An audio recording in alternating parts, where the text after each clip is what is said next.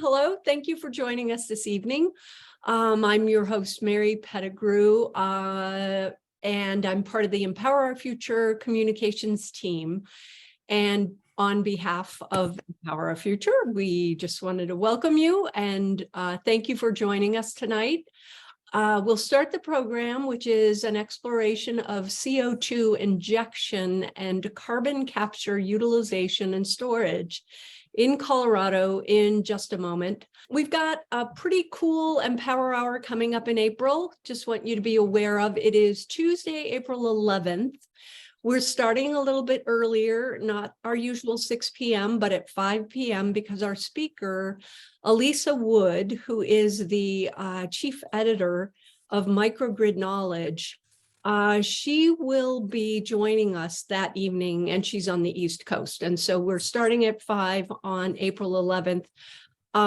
Should be really great. I love her response to us was that she loves talking about how microgrids can reduce the need for transmission. So I want to hear from that woman, right? Registration is not quite ready. That'll be on the Empower Our Future events page of our website soon. I want to thank the other Empower Our Future communication team members who are integral to making these Empower Hours happen. And those would be Paul Cullen, Chris Hoffman, and Steve Whitaker. Thank you all. It's a great team. And let me now move to our land acknowledgement. We acknowledge with respect as non-native people that the land on which we stand, live, and learn is the traditional territory of the Ute, Cheyenne, and Arapaho peoples. We also recognize the 48 contemporary tribal nations that are historically tied to the lands that make up the state of Colorado. We honor elders past, present, and future, and those who have stewarded this land throughout generations. We also recognize that our government, academic, and cultural institutions and our nation itself were founded upon and continue to enact exclusions and erasures of Indigenous peoples. May this acknowledgement demonstrate a commitment to working to dismantle ongoing legacies of settler colonialism, oppression, and inequities, and to recognize the hundreds of Indigenous nations who continue to resist, live, create, and uphold their sacred relations across their lands. Let us seek to understand what it means to be in right relationship today with the traditional stewards of this land and with this land itself and with all the creatures that inhabit it. Without further ado, I would like to hand things off to Leslie Glustrom, who will introduce our guest speaker. Excellent. Thank you so much, Mary, and thanks so much to the Empower Our team. Want to thank everybody who's coming. A really fabulous turnout, and there's a lot of people that are here tonight that I would like to be chatting with personally. In the old days, we'd go stand outside on the sidewalk at the library afterwards, and we've replaced that now with sort of the 7 p.m. Zoom. So we'll do this formal presentation. I'm going to do a few slides just to kind of set the context for Morey. Many of you know Morey, and if you don't, I'll explain more. He's a rock star, both literally and figuratively, and really looking forward and appreciate the hard work he has put into helping us think about this question about carbon dioxide injection. The first slide, though, is kind of a standard Empower Our Future slide. Paul Cullen, who's one of the key folks here, just recently redid this for us. The blue line is XL sales. The gray line is profits if they'd gone up at the rate of inflation, and red line is the profits that have actually been attributed to XL Colorado, otherwise known as Public Service Company of Colorado, for their electric side. If you added in gas, the red line would be higher. We think this is the important data that everyone should know. Lots of words being spilled now, but this is the data, and we're sharing this graph widely. I wanted to provide just this background on why we all of a sudden are worried about this and thinking about this. There's quite a bit going on in Colorado related to the injection of carbon dioxide. I don't think we need to explain that Empower Our Future and Clean Energy Action and pretty much, I expect pretty much everyone on this call recognizes there's way too much carbon dioxide in the atmosphere. We need to stop putting it in. And if there was a way to get it out at scale and price, we should do that. But injection of gaseous CO2, we're going to talk a little bit about, is quite dangerous. So one of the things that I wanted to point out is that the most recent report that came out of the, out of the Colorado Oil and Gas Conservation Commission, if you read the first, just the first sentence in the executive summary, it says this report was prepared at the request of the governor. And as we'll talk about later, the governor seems to want to do this, but doesn't want to let anybody talk about it. And for reasons that you will learn, this is a very serious concern to us. These are some of the issues that Morey's going to discuss. I just kind of wanted to get them out here as a framework to think about. Carbon dioxide's an asphyxiant.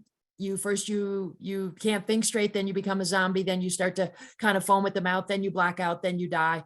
That can happen quite quickly. So if we inject it, we can induce earthquakes. If pipelines break, it's not just going to be a big oily mess, which is a terrible, terrible thing. People are going to die. And as a mother and a grandmother and all those things, I just don't want anyone's loved ones to die. And I'm very concerned about it. Morey's going to walk us through the cost. He's going to talk a lot about scale and effectiveness, whether we can really do this at a price or scale that matters, and also that opportunity cost. As a chemist, I like to point out that when you take carbon-based fuels and oxidize them and turn them into CO2, we do that because it gives us a whole lot of energy. So if you want to reverse that process, it's going to be really hard to do, like making water run uphill. And second law of thermodynamics tells we'll never get as much energy out. We're going to have to put more energy in to undo than we got out originally. That's the fundamental concept. But don't worry about this. It's the key point is that carbon dioxide at any reasonable temperature and pressure is a gas. That's very hard to manage in pipelines. You can do it, but a lot of times what they want to do is put it in a supercritical phase. You can kind of see that up here, about more than 70 times the atmospheric pressure, which if you have supercritical carbon dioxide pipelines running through, if they break, and pipelines do break at a very regular rate, you'll have carbon dioxide spewing out very quickly under very high pressure. And so this is the kind of the chemistry or whatever behind that. I wanted to just put up some of the links for some of the key references around this risk issue. Both Morey and I have wanted to use a bunch of pictures, but we're afraid we'll get those nasty letters from the attorneys that say, you used our picture and didn't ask us. So when this goes on to the Empower Our Future website, you'll have these links to be able to look at some of the risk issues, make it clear that EPA already has a program for what are called class 6 wells for injecting carbon dioxide. Senator Hansen says, oh, I'm worried if Ron DeSantis becomes president or Trump or whoever, it would be better to have it regulated by the COGCC than the EPA. It's a bit of a bad choice, a false choice in my mind. I know I'd still choose EPA, but the real question is, do we want to put a welcome sign over Colorado for injecting CO2? These are a couple of the bills. I think Morey's going to bring us back and talk more about them, some of the amendments we've proposed. But just to know that there are 2 bills currently working their way through the legislature, and you'll hear more from us when the next round of hearings comes.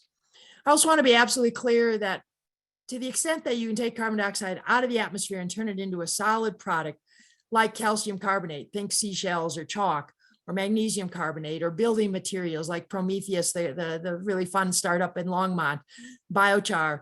That's not, if you can do that at scale and at a price that matters, and if you can avoid CO2 being made in cement, fabulous.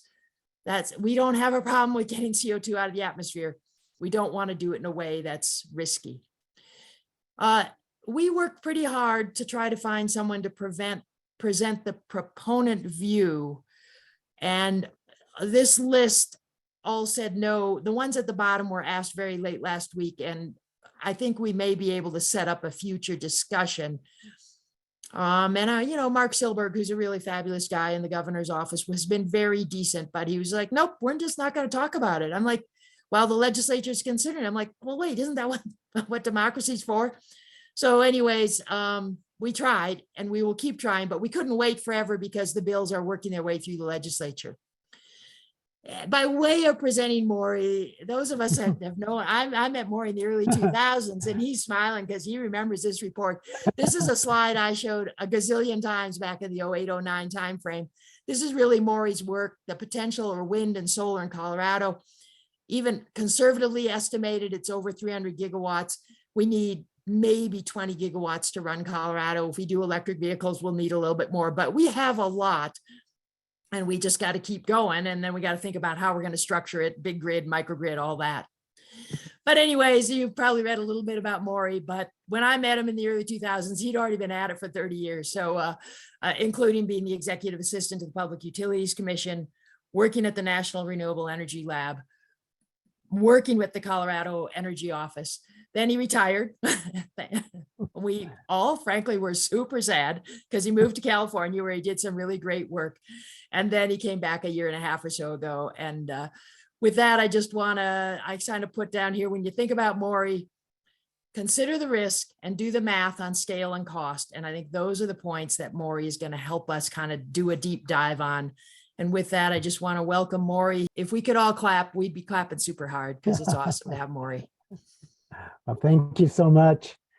Really great to be here with you all. And I'm happy to have the opportunity. I want to thank you, Leslie, and thank the team for putting this together. Well, I'm going to go till about 6:45. I got a lot of slides. I'm really excited to introduce to some of you some information that you may not have previously wrapped your head around. But these are the issues I'm going to be talking about. You know, carbon, which you've all studied, you all know. You probably have some thoughts around carbon capture. It's a relatively new topic. Where that carbon goes is into the pipes and into the wells. And I'm going to get into the politics a little bit and have a description of what's going on here in Colorado with some of the bills that pertain to all of this. I'll stop at 6:45 and we'll have some Q&A. And as Mary mentioned, I will be sticking around for those of you that have further questions. I'm going to quickly click through these because you likely are on this call because you already know this. You're concerned and you're watching this. But as a quick reminder, we're at 420 parts per million of carbon dioxide in the atmosphere. It was 280 at the start of the industrial world. And we're growing it at about 2.5 parts per million per year. And you know, the temperature is going to just keep on climbing unless we do the right thing. I think we know what the right thing is. But unfortunately, I think where we are with the carbon capture topic is that because people haven't had years of studying this, it's a relatively new thing. And so I have interacted with a number of people who say, I don't understand why you're having a problem with pulling carbon out of the atmosphere or trying to do this carbon capture, because isn't this a good thing? Shouldn't we be trying to do this? After all, we put all that carbon in the atmosphere, we should be trying to pull it down. I'm all in favor of that. But when you start to get into it, you find out, well, how does that happen? And how much does it cost? And how much do you really think you're going to be able to take out? So recently I was with some people and they said they've developed the thought that on the climate crisis, we need to consider priorities and distractions, that we don't really have the time now to be distracted off of tiny things. We need to consider the big priorities. And as a part of that, we have to look at the practicality, and that gets into the scale and the price. I think a lot of people have seen this kind of analogy, you know, the bathtub, you know, we're filling up the bathtub, the atmosphere, and it's just, you know, the pressure is really on, the carbon's going into it. And then we have to measure that against what we can possibly take out. And so I'll be going through a little bit of this. So, you know, we have to actually measure how much is going in, and then really focus in on this right here. how much can we actually take out by any number of methods.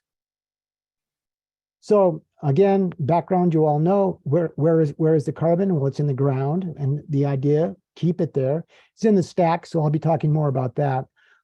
Talking a little bit about where it is in the land and what happens with these different topics of carbon as it relates to the land. But worst of all, I'll be talking about where it is in the atmosphere, which is where it should not be. Now, I came across this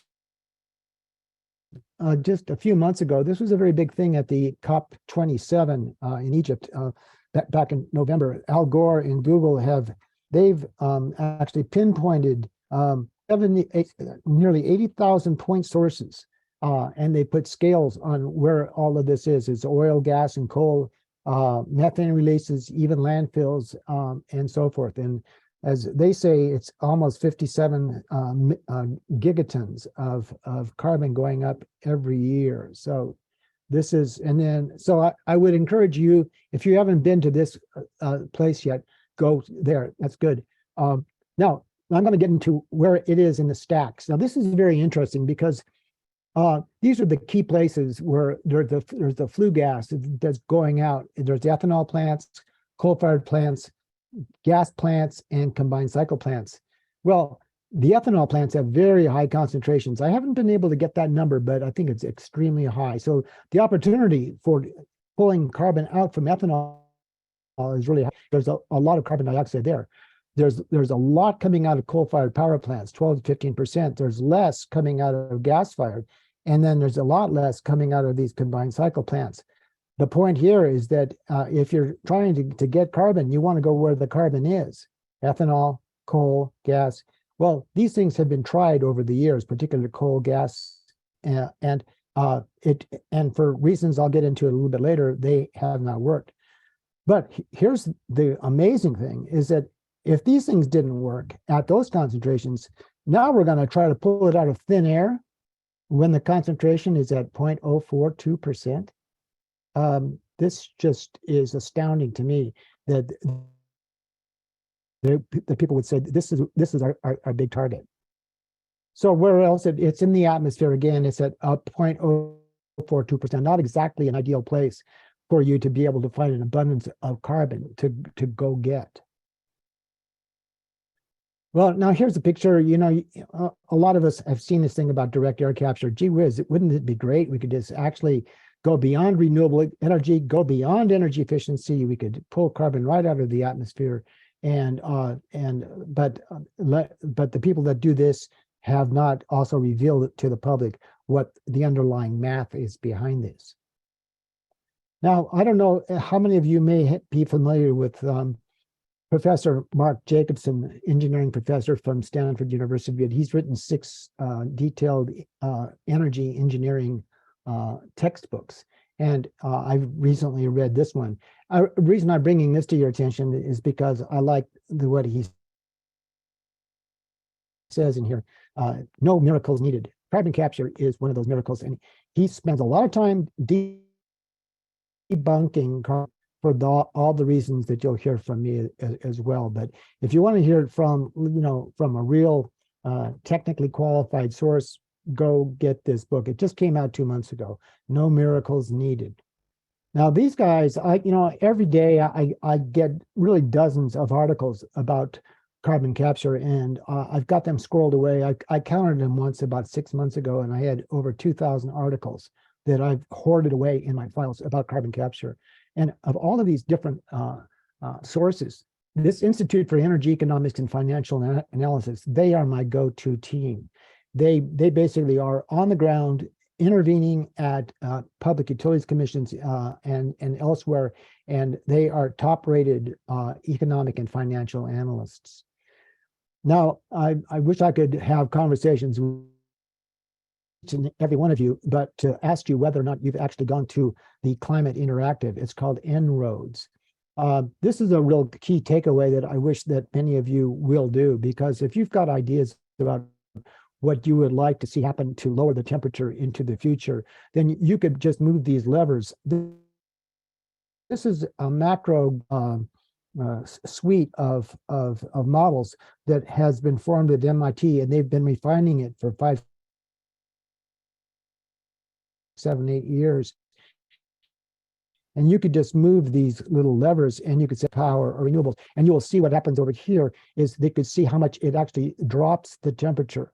Well, if you move this thing over here called carbon removal, and you take technological all the way to the extreme, and you take afforestation all the way to the extreme, you will see that it hardly moves this at all. The thing that moves it most, quite frankly, is the carbon price. But skipping past that, I hope that you do go to En-ROADS and use that. How much does this cost? For a long time, this has been my primary focus. It hasn't been the chemistry. It hasn't been, it's been a bit about the politics. It's been really about the cost. And to get very little carbon now, the price may not be very high. But as you go up the scale for coal, oil, gas, especially for air, the cost is extreme. I'll give you some key pieces here. Parasitic power is something which I know that engineers are very much aware of, which is that if you put up a carbon capture onto a coal or oil or a gas plant, that carbon capture machine is going to take a lot of electric power. Sometimes it takes the power right out of the coal-fired power plant, and this is why it doesn't so much. It's usually around 20 to 30% of the power in that power plant that you're trying to take the carbon out. So that's called parasitic power. Okay, so this is a good one because Wyoming is so desperate around trying to save the coal jobs that they actually passed a law 1 or 2 years ago that said that they have to install carbon capture on coal plants in Wyoming with certain conditions and off ramps. But essentially, it was the legislature that told the Public Service Commission up there that they have to insist that these coal-fired generating stations are going to use carbon capture. Well, here's what happened. There's 2 big utilities up there, Black Hills and Pacific Corp. I just used the Black Hills information. They said essentially, if they're going to go ahead with this thing, okay, it's the law. If you really want to do this, it's going to raise electric rates $22 to $25 on average for just to pay for the carbon capture. But as important, it's going to reduce electrical generation output by more than 30%. So that means they have to go out and mine more coal plants just to be able to keep the carbon capture enterprise going. And I kind of joke at the bottom there, that's one way to stimulate the sagging Wyoming coal market. I guess they figured that, okay, what Wyoming ratepayers will be happy to pay $22 if it means saving the coal jobs. But it's, it's kind of crazy. And I don't think it's going to end up happening up there. But here's the main thing I've been trying to get across. And it's amazing because I've been doing this for a long time and I don't see much traction. I think the numbers are so large and it's just so astounding that it just kind of goes in one ear and right out the other. But I came across this not from reading it from somebody else, but I came across this in a conversation with a friend who was curious. And he said, I wonder how much 1 part per million weighs. It weighs 8 billion tons. But then I asked the question, okay, let's multiply that times something. Well, we'll use a very low ball cost of $100. That means that 1 part per million is going to cost you $800 billion. Now, of course, we're never going to get there. This is never going to happen. I mean, I'm not here to tell you, get ready, we're going to waste $800 billion because there just isn't that kind of money. But I'll give you an idea here. If that were to happen, these are just mathematical figures here.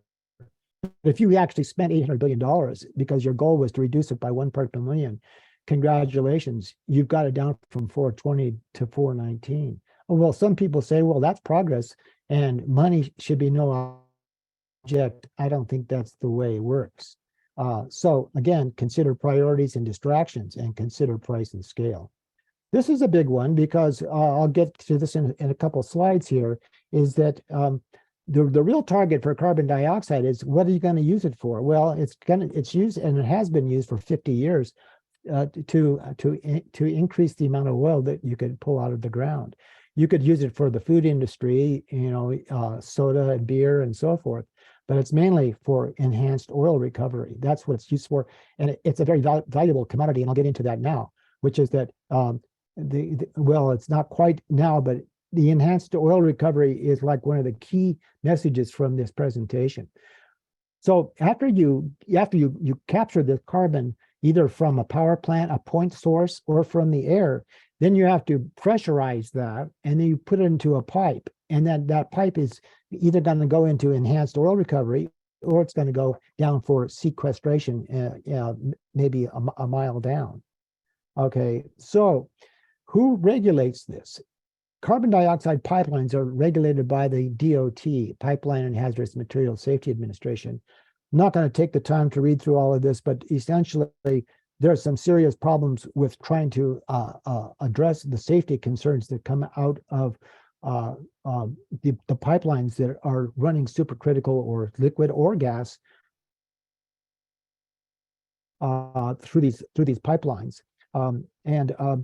As Leslie mentioned, it's an asphyxiant.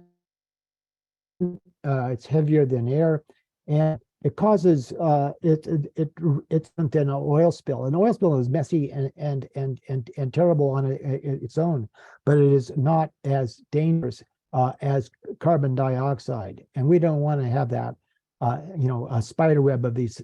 Now, what's interesting, I've known about this for a long time without really, before carbon capture became a thing, so to speak, is that in Southwest Colorado, we've got, this is geologic, naturally occurring carbon dioxide. And Kinder Morgan has been shipping this down their carbon dioxide pipeline down to the Permian Basin to do enhanced oil recovery. There's a couple of other ones where they take it from here, and there's other little things down here, but 90% of it is used for enhanced oil recovery. So I'm going to switch over to ethanol pretty quickly here and look at the time.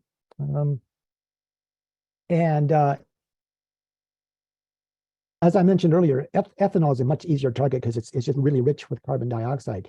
And so the money for carbon capture and pipes and injection is moving right into Iowa, Minnesota, south a little bit of Nebraska. And the politics of it has changed dramatically because the Inflation Reduction Act has pumped up the amount of money that these developers can go after the U.S. Treasury and get the money to do things which have been out there but not economic. Now that they think they're trying to make it economic. These are the pipelines. These are billion-dollar plus pipelines by two different companies that want to take the carbon dioxide from ethanol plants and take it and do sequestration of it in Illinois. Now there's only, so that's what's happening. But I had all these great pictures to show you about these big protests of people in the Midwest who are on the front line of all of this. Now, their big issue is eminent domain, because there is the power of eminent domain. They have to be granted that. The pipelines go to the Iowa Utility Board and to the county commissioners to be able to get permission to exercise that eminent domain. And there's a lot of farmers that do not want to have those carbon dioxide pipes running across their land. Now, we don't have that in Colorado, but they're starting to see the possibility of that in Iowa. We have in Colorado the ability to give these pipelines the opportunity to exercise eminent domain on farmers that don't want to have it. They could say, well, that's too bad. We're offering you this money and you're going to have to take it. So now this was just a week ago. The Des Moines Register did a poll to determine who's against this. Well, they found out that there's tremendous opposition to in Iowa. Again, they're on the front line because ethanol is the place where enterprise work. So you could, irrespective of political party, gender, age, religion, there's tremendous opposition to these pipelines inside of Iowa. Now I'm going to get to the question of injection, and the injection has these laws that come all the way back to the Clean Water Act, Safe Drinking Water Act, and it's the EPA that regulates this to make sure that our water is safe. And it is the EPA that permits these the injection. And so to take this a little bit further, there's 6 different classes of injection wells of 2, 3, 4, 5, 6. 2 is the most ubiquitous. It's for oil and gas, and there's also all that enhanced oil recovery is currently under class 2, so they could continue to do that. They just will not be able to get to make more money off of enhanced oil recovery if they do it that way. But if they pull the carbon from a source point or from the air, they can then get their money for oil recovery, and they could even use a class 2. So here, this is for geologic sequestration. It is not for enhanced oil recovery. This is what they want to do here in Colorado. Is they want to be able to have state primacy over class 6 wells, and I'll get to that in a minute. These are the requirements that the EPA has. I'm not going to take the time to go through all of this, but they're pretty strict requirements. It's not the Wild West. I mean, the EPA has very strict requirements. In fact, they're so strict. This is why they kind of want to have the state. The state, if we get primacy, would have to be just as strict, if not stricter. But the process can move faster. So it's putting up that big welcome sign that says, okay, you could work with our people at the Colorado Oil and Gas Conservation Commission instead of having to work with the EPA. So I'm going to click through those things. This I found to be amazing. There's only 2 class 6 wells in the country right now for carbon dioxide. So they want to magnify this dramatically, but I think it's going to be a hard one to sell. These 2 are at Arthur Daniels Midland in Illinois. The other one is in Iowa. No, I think they're both in Illinois.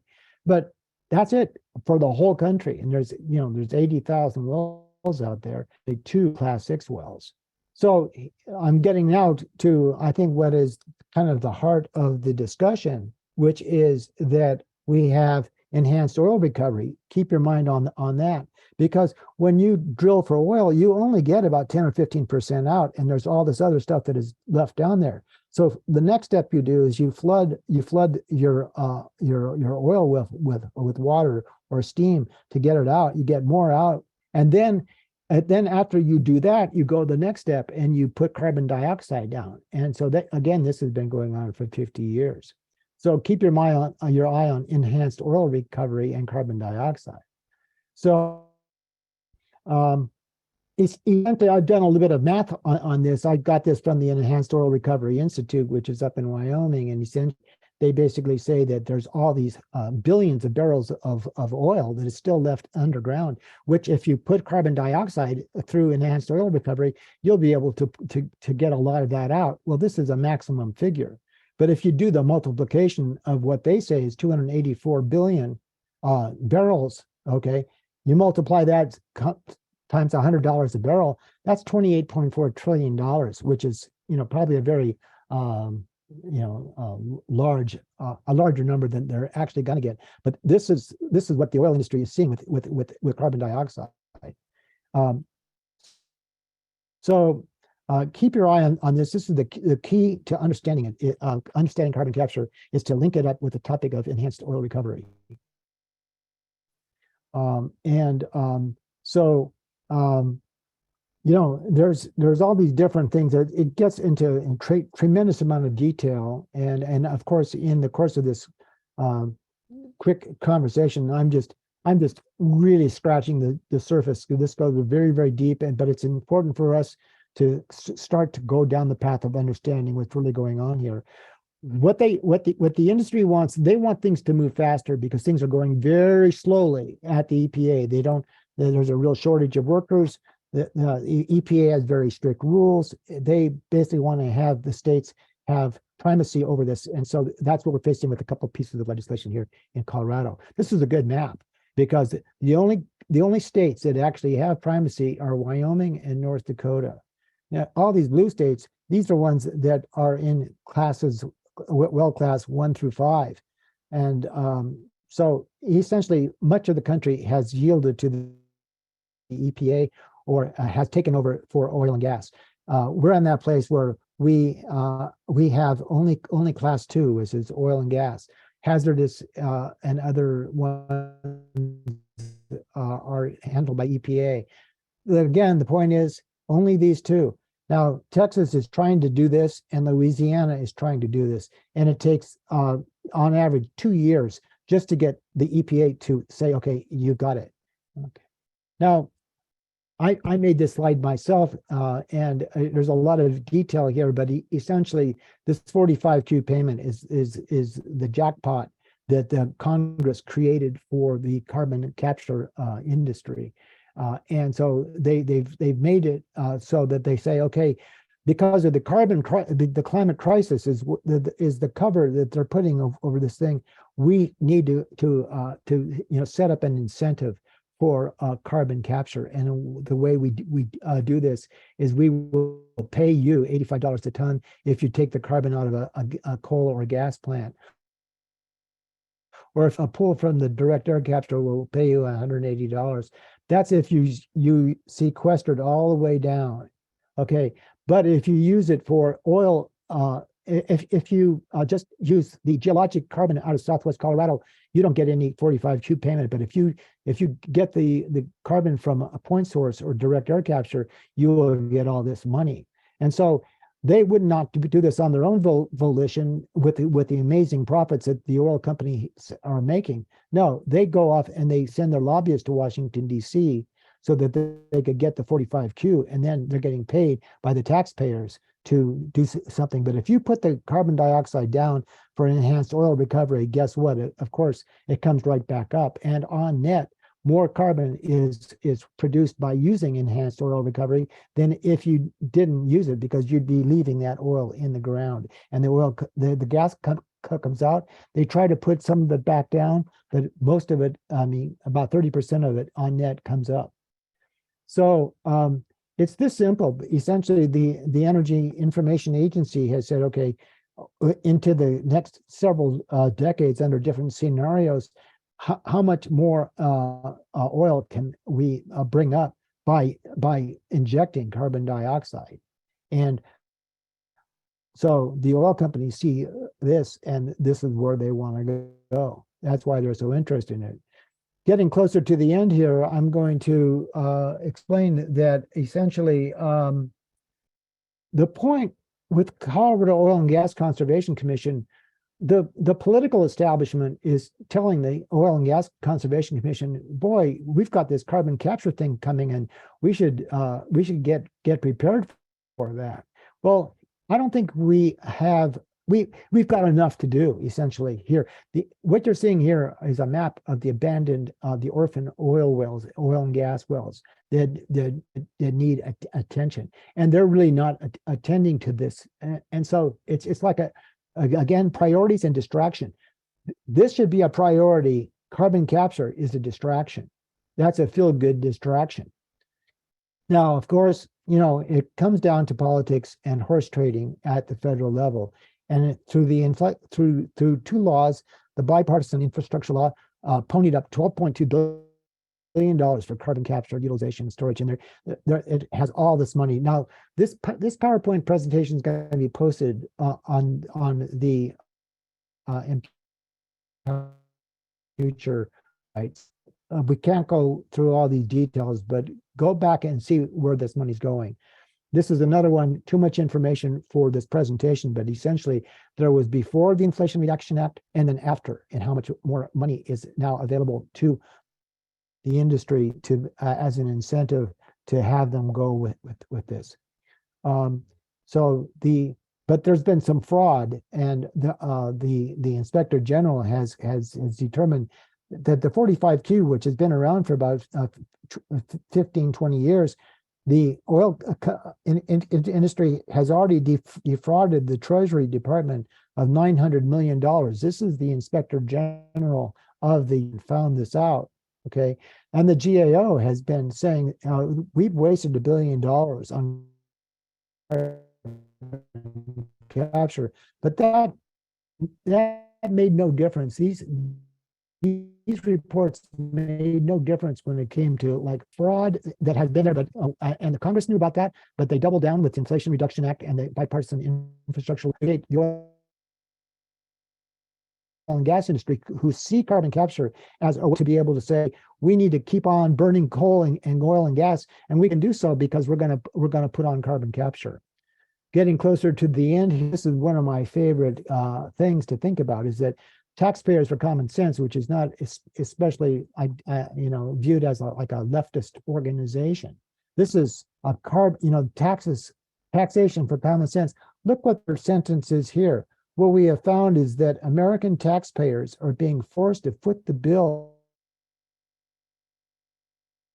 for a flawed climate solution. Industry is responsible for climate change. I think that sentence almost like nails it. About my last slide here, we've got a couple of pieces of legislation that we don't have time for at this moment, but maybe during the Q&A we can talk about this thing. But Leslie and I and other environmentalists have testified on these particular topics, because there seems to be kind of like a little bandwagon that's being created here in Colorado to set the stage for introducing and inviting the carbon capture industry into Colorado. And I say we should pause and think about that.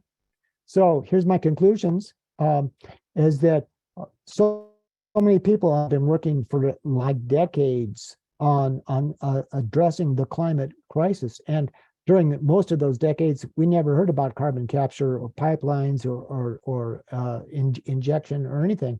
And so now it's time for us to go up that learning curve.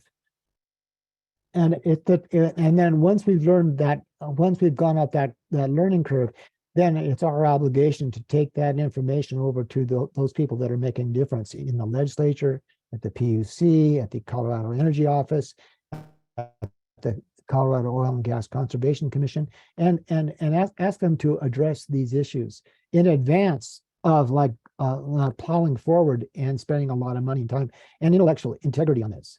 So the purpose for what I'm doing is to give sort of early on knowledge, just scratching the surface, and let's just see where this thing goes. So I want to thank you for the opportunity, and thank you, Leslie, in particular, for inviting me to give this presentation. And I'm ready to field some questions. Okay, there's one from Weston Wilson. Using carbon dioxide for enhanced oil and gas recovery is a long time practice, especially in the Permian Basin. I agree with that. How would enhanced recovery using carbon dioxide be conducted in horizontally fracked wells in the DJ Basin? Well, the way it would be done is carbon dioxide is being used in the Permian Basin. I don't think it's being used too much in Colorado. I have a slide. I think it's being used in 55 wells in Colorado. Carbon dioxide is already being injected in 55 wells in Colorado. I'd have to go into another slide to get you an answer. So Weston, I'm afraid I'm not going to be able to answer that conclusively. Martin Volker says that Chris from the team knows En-ROADS and can organize sessions for groups. I like that. I'm going to answer that one. Chris Hoffman, who's part of the Empower team, knows a lot about En-ROADS, and it would be great. I'm sure it's occurred to you. Maybe you've already done this, but En-ROADS would be a perfect thing to have on Empower Hour. Martin has a statement where he says, Martin says, I snuck into a carbon capture conference at School of Mines that was paid for by the Norwegian oil industry. The first day was just greenwashing of different sorts. This is what he's saying. Days 2 and 3 was all about enhanced oil recovery. And he says that, as I state, this is the true reason for pursuing carbon capture. So what I'm doing is hearing from Martin Volker, who is very active in the Jefferson chapter of the Colorado Renewable Energy Society, that what he hears from the Colorado School of Mines is that really the essence of why the industry is so interested in this is because of enhanced oil recovery. Here's one from Jan Fried. Jan Fried is a friend of mine who lives out in Pasadena. He says if carbon capture and sequestration funds were to build wind with the same money, the wind projects would avoid 4 times as much as the carbon dioxide that was captured. A lot of those numbers are really interesting to go through. I appreciate that, Jan. Here's one from a friend of mine in California, Laura Fleming. Morey, what is your opinion about the carbon capture for ethanol production? Sounds like most groups are against it. It seems like the most obvious one to target based on your slide. Okay, well, Laura, thank you for that. But yeah, that's what I was saying in my slide. I was attempting to get that through, is that it's the obvious target, and that's why the industry has geared up so massively in Iowa.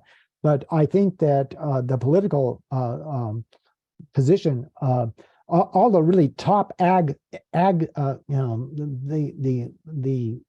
big agricultural interests and the big money in Iowa are all lining up in favor of this. But the public is against it. You saw that poll. So I personally, if I were to guess, I think it's not going to go anywhere in Iowa, because these farmers do not want to have those pipelines running across their land. Well, here's one from an individual who says that he says that that the sponsor of the bills essentially already know in the back of their minds that this whole thing is really a scam, but they're pressing forward anyway. This is this viewer's opinion. He's saying, isn't it time to forcefully declare that the Colorado Energy Office and the governors have no clothes on? It's too late to educate, wrong or right.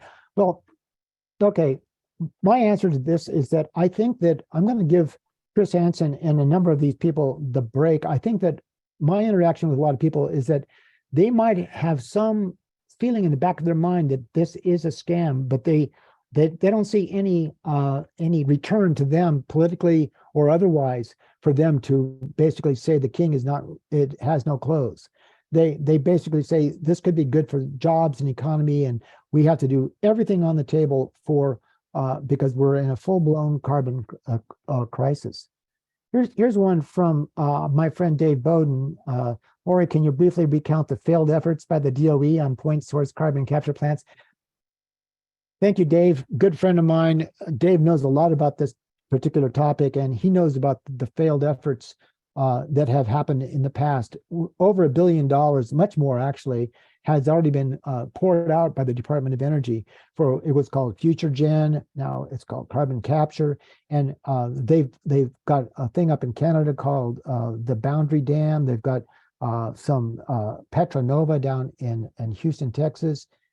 They've got these plants down in Mississippi or Alabama. They basically have failed because of parasitic power. And you know, my concern is that I think that they knew they were going to fail in the first place, but because the Department of Energy was dangling all that money out there, they said, well, hey, there's money to be made. There's money, we could give it the good old college try and say nobody's going to fault us for like trying.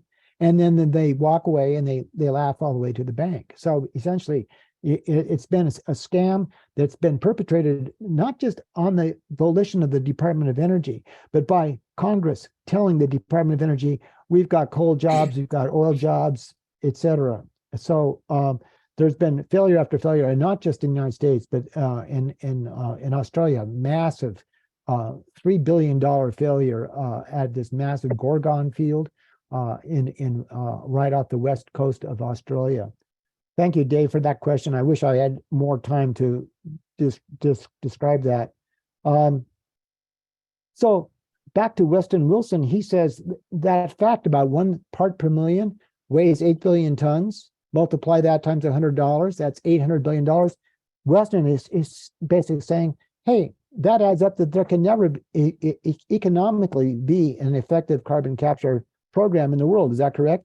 I will say to Weston Wilson, you're right. I am not at all optimistic that this whole conversation in 2023, every day you're going to see something else. Carbon capture is on its way. It's on its way. IPCC says that we can't get to 1.5. We can't keep it under 1.5 if we don't do carbon capture. All these repetitions of all that stuff, but that doesn't change the underlying economics and the parasitic power and the thermodynamics. It's just that doesn't change. And then, so like we're going to be watching 2 or 3 years of bandwagon until things just keep falling on their face. And then everybody said, well, you know, we one time thought this would work and now we don't. Duncan Gilchrist, is it possible for state class 6 programs to be more effective than the default EPA regulatory framework? What would be needed to be a part of a state regulatory framework for it to be more effective than the EPA's class, or does declaring primacy simply unavoidably open us to false climate? So Duncan Gilchrist, thank you for your question. Essentially, you know, if the EPA were to give Colorado the primacy and have us do these class 6 wells, ours could not be less stringent than the EPA rules. So they just do a cut and paste of the EPA and maybe add a couple other little items to it. But the whole thing about seeking a state primacy is to speed things up, because it could take you 4, 5, 6 years before the EPA is going to give you a class 6 well permit. They might be able to get one in 1 or 2 years. Hi, Mary. Hi, Morey. I'm here to tell you it's 6:55. Okay, thank you so much. Sure. I have promised everybody that I would stop answering questions at 7 o'clock, and then Mary will have something to say at that point. I've got a few more questions that have come in. One from Christian Stahlberg. Carbon capture and sequestration is also found in the IPCC synthesis report as an included solution. I am stunned how the oil industry can even steer the IPCC authors. The corruption is so widespread. Christian, I just read the piece on carbon capture that was in yesterday's IPCC report, and don't have time to get into it essentially, but it's just a tiny little thing. And the wind is like here is the huge opportunity. So the wind goes all the way out here, and solar is way out here, and all these other good things, efficiency and heat pumps and everything else. And then right down here is carbon capture. So you keep hearing this repetition. Oh, the IPCC says that their models say that if we don't do carbon capture, we're not going to get, well, you know, go into the depths of those things. It doesn't really say that. Okay. So read the most recent report that came out yesterday, and you'll see how de minimis the carbon capture is in the details of the IPCC. Here's one from a friend of mine out in Pasadena, Chris Peck. Morey, I've seen claims that regenerative farming has immense capacity for carbon capture soils. Have you done any analysis of agricultural potential? Hey, thanks, Chris. I'm glad that you tuned in. I really have not done too much, but when you talk about immense capacity, I am not here to say it doesn't have immense capacity, but compared to wind, solar, efficiency, stopping the deforestation, et cetera, what you could get from regenerative agriculture is laudable, and I certainly would not in any way want to see an end to that. But I think it's a very small thing when you compare it to the other things. It goes back to what I said at the beginning: priorities and distraction. Karen Speed, as carbon capture injection wells have been known to explode, what measures of setback should be considered? We're talking about at least a mile. I've been watching these videos that have been put out by the US DOT Pipeline Safety Administration, where they do the tests where they puncture the carbon dioxide pipelines, and it just spreads out way across the countryside, at least like a mile out. And if you're a farmer out there or you've got livestock, they're going to die. Jim Morris, this is the last one I see, and we're on time. Can stopping the cutting down of forests contribute much to reducing carbon dioxide increases? Stopping deforestation is just about one of the best things you can do. I mean, look what they've done to the Amazon. Okay. Now, what they've done to the Amazon, when we were all kids, we all learned that the Amazon was the lungs of the world because it was producing all that oxygen and it was absorbing all this carbon dioxide. And it's all part of nature. But what they've done to the Amazon is they've turned the Amazon from what was a carbon sink to a carbon source. So right now, actually more carbon is coming out of the Amazon as a result of the cattle and the sugarcane and the deforestation. So if people want to get active around the issue of prioritization and avoiding distraction, put your money into Rainforest Action and that kind of organization to try to do. Now, Lula won, but is he going to be able to reverse all that ethanol that they've been producing down there and be able to run those cattle ranchers out of the Amazon? Probably not. But Lula was like an ecocidal leader of Brazil, and it was great when he was out. Lula can't turn this thing around, but at least he can maybe try to stop it. So that was my last question there. There's one more. I've got another minute or so. My friend Robert Youngberg here in Lakewood says the EPA says a typical direct air capture machine can capture about 1 ton of carbon per day. That's 365 tons for a year. Also, the EPA says that a 1,000 megawatt coal plant generates 6 million tons a year. If my math is right, that's 1.7 million direct. Oh, okay, this is good. Thank you, Robert.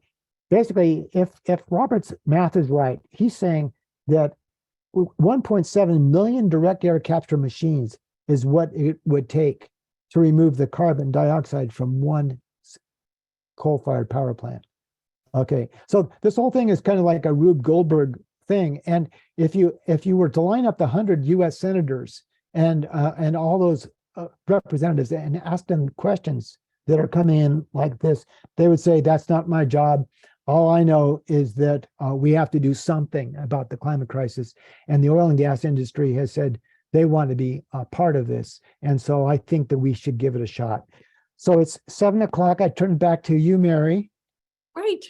Thank you so much, Morey. What a fascinating presentation. Really appreciate it.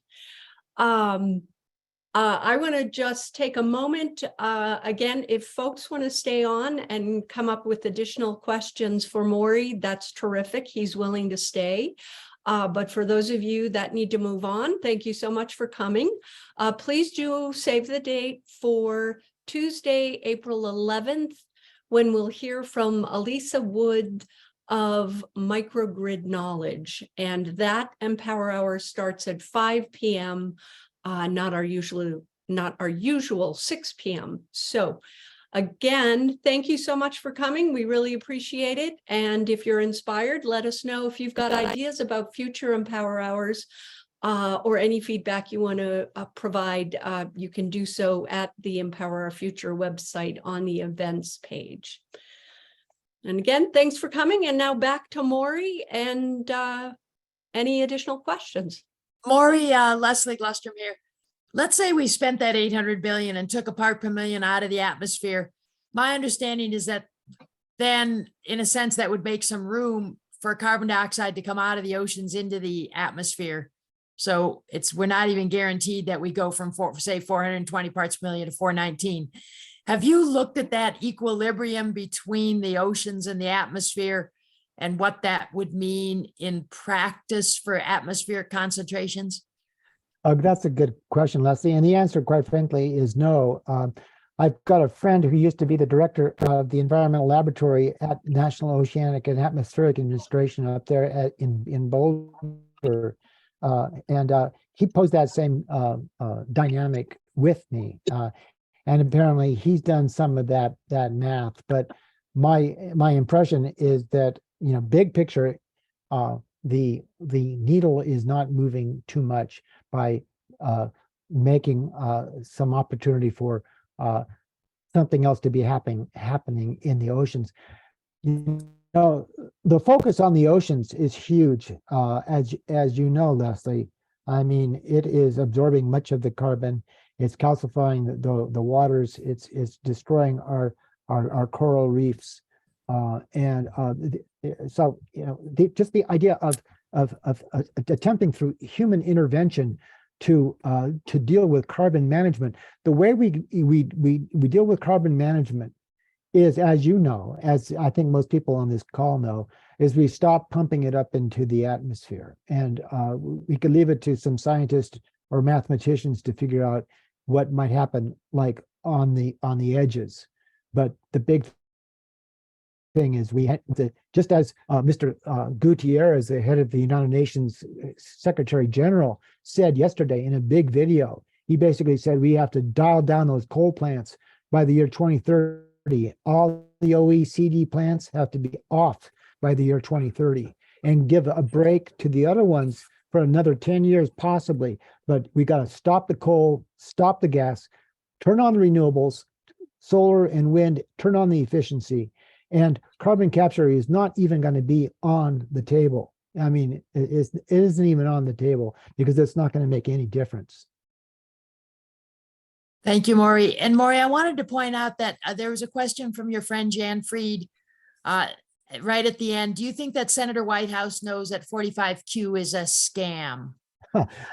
Jan is a good friend of mine. In fact, it was Jan who first pulled out his phone and said, let's find out how much 1 part per million weighs. He's the one that said it weighs 8 billion tons.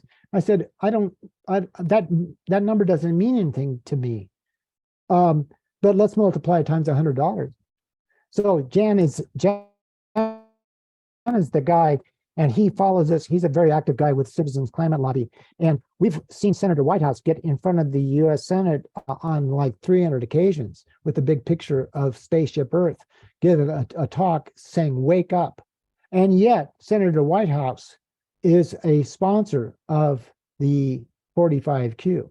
And so why are we doing this? I mean, it makes me more than concerned that the people who really like those of us on the phone, we really care so deeply about this issue.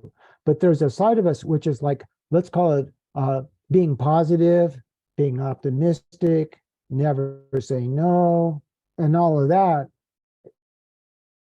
We allow all of that kind of positive stuff override the common sense, the practicality of it all. So the answer is, I think Senator Whitehouse might know in the back of his mind, but he doesn't want to come out and talk about it.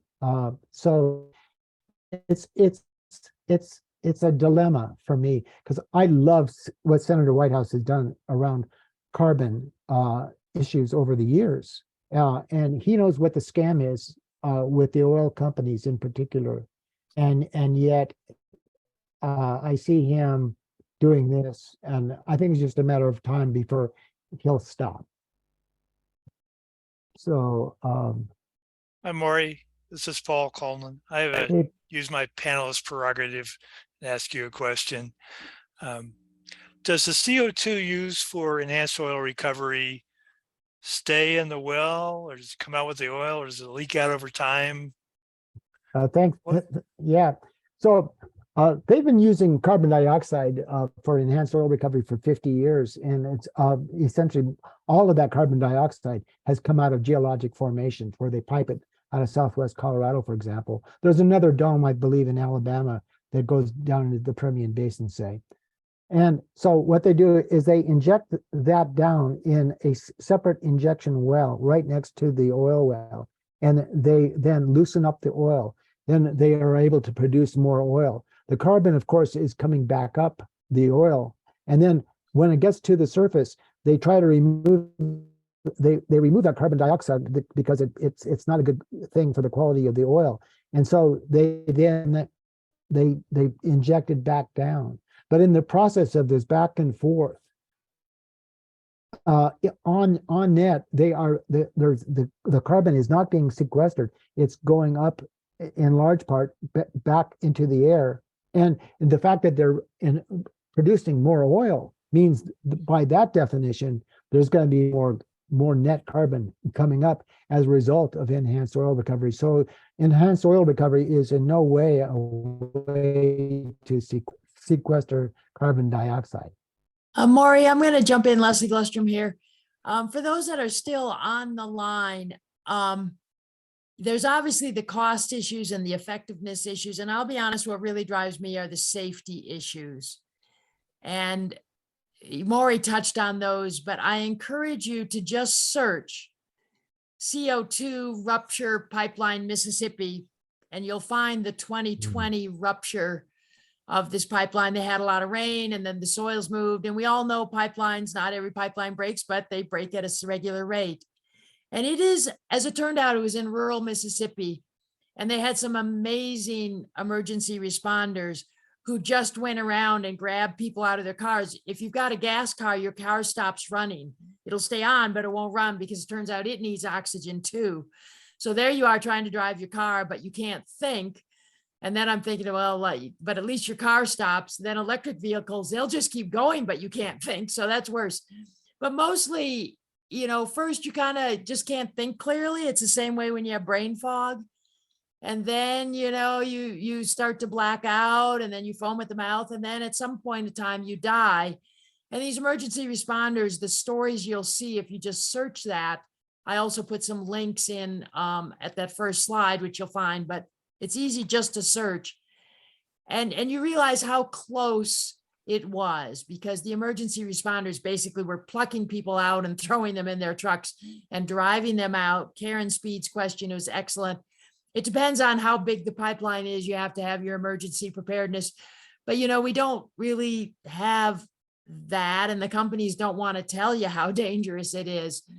And then the emergency responders started to act like zombies, and then their base commander types said, you need to get out of there, because they weren't quite sure what it was, but they knew it was something bad. So those stories are there. Huffington Post has written that up quite in detail. There's a strong video from a climate, I'm forgetting the name of the video, who made the video, but you'll find it. And maybe just spend a few minutes and ask yourself whether you want one of these pipelines in your neighborhood or in anyone's neighborhood, right? Maybe your neighborhood wouldn't get it, but somebody's gonna get it. And when that happens, loved ones will die.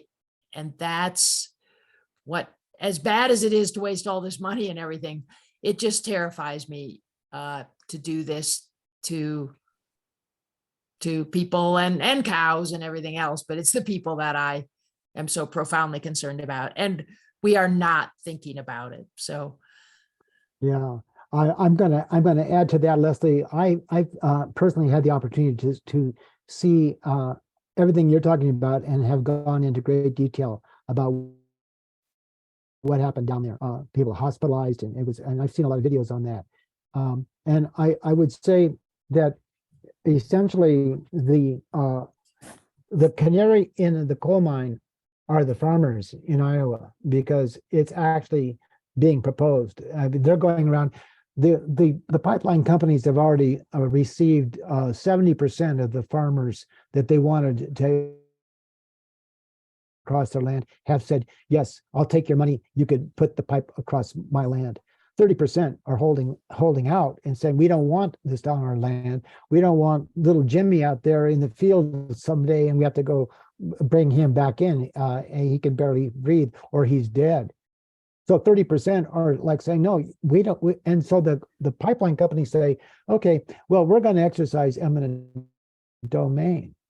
And so you're just going to have to take the price that we're offering.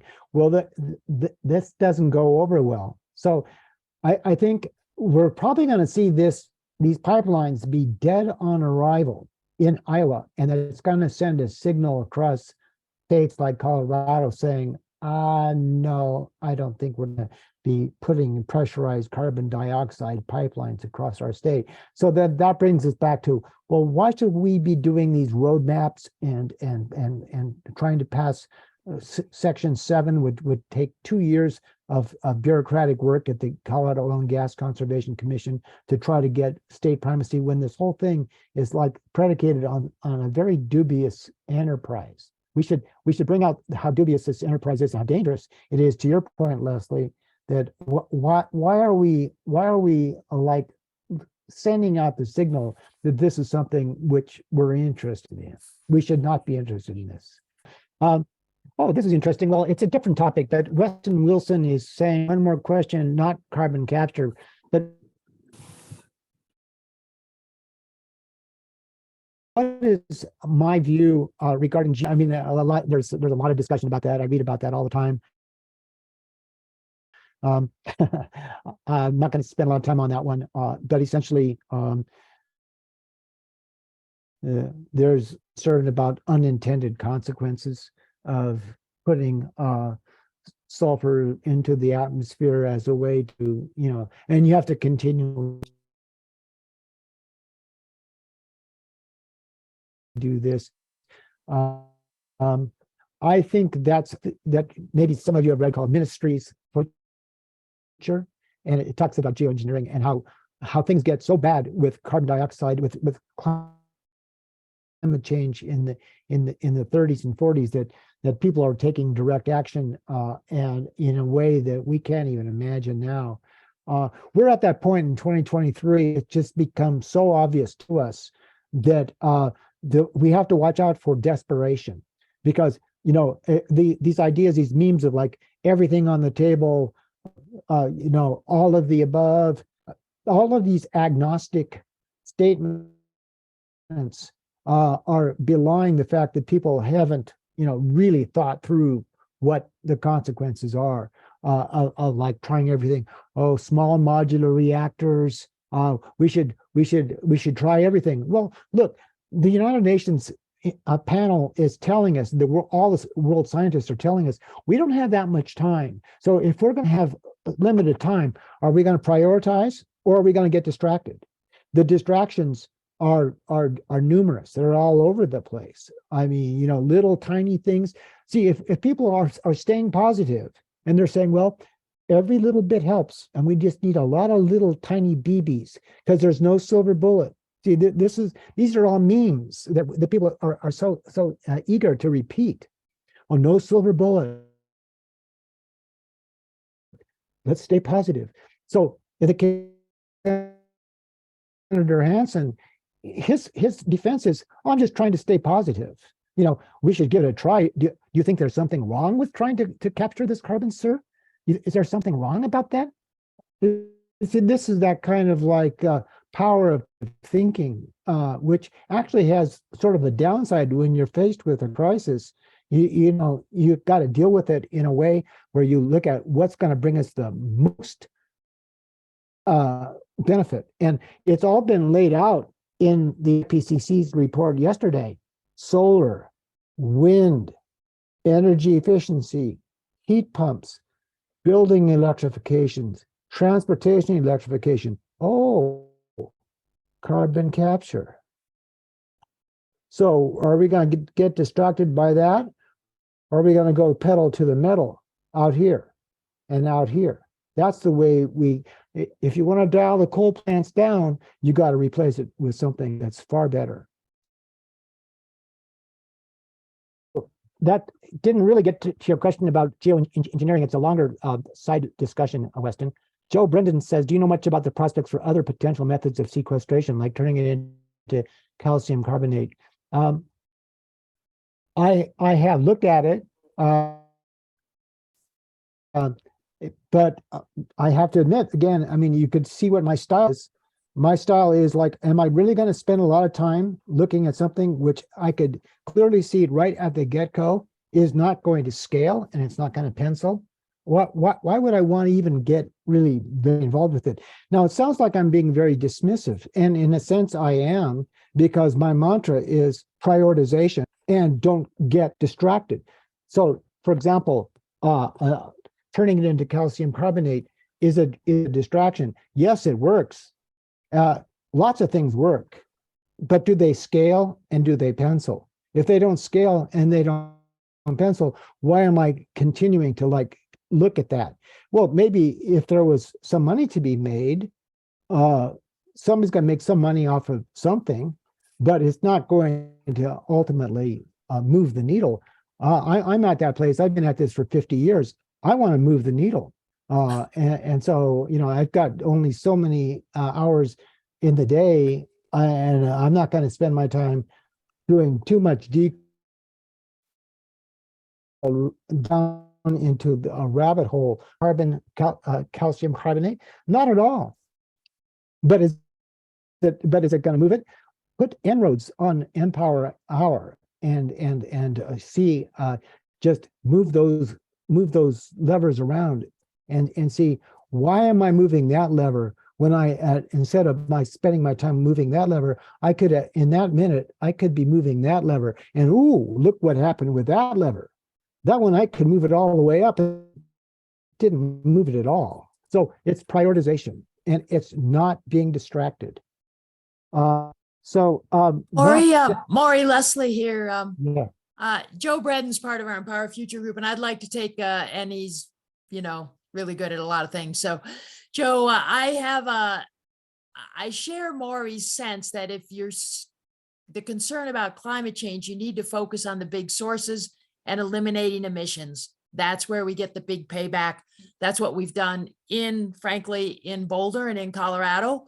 And, you know, we have most of our coal plants coming down by 2030. We're going to try to speed that up. We made progress on that this afternoon, I think. So, you know, we continue to work on those big lever things. But Joe, in one of the early slides, I talked about some of the startups. And as long as they can find a way to make it work, who am I to say, don't do what you can? And one of my favorites is Prometheus, which uses cyanobacteria to pull carbon dioxide out of the atmosphere and then tie it up in building materials that look and act a lot like cement, except for they're stronger and more flexible. So if you look up Prometheus, started by a bunch of CU professors, combining biochemistry and structural engineering, it's a fun startup. Another great startup, Travertine Tech, taking mine waste that are sulfate wastes, and through quote unquote the magic of chemistry, replacing the sulfate with the carbon dioxide to make calcium carbonate, magnesium carbonate, and then generating sulfuric acid, which of course, you know, but we use a lot of sulfuric acid for a lot of industrial processes, and then biochar. And can they actually, you know, reduce carbon dioxide in the atmosphere to the tune of parts per million?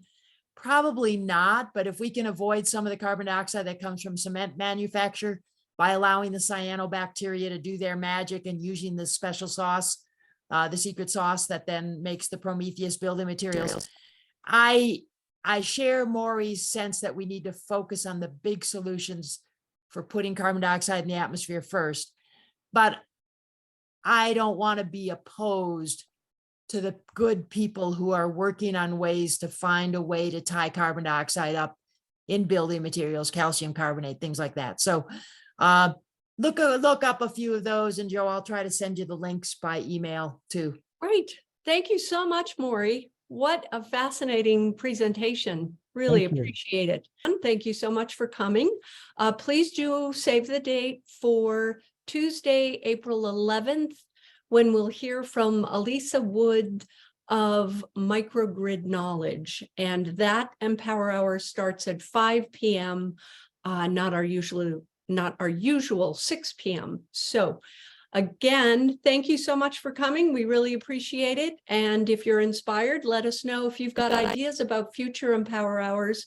or any feedback you want to provide, you can do so at the Empower Our Future website on the events page.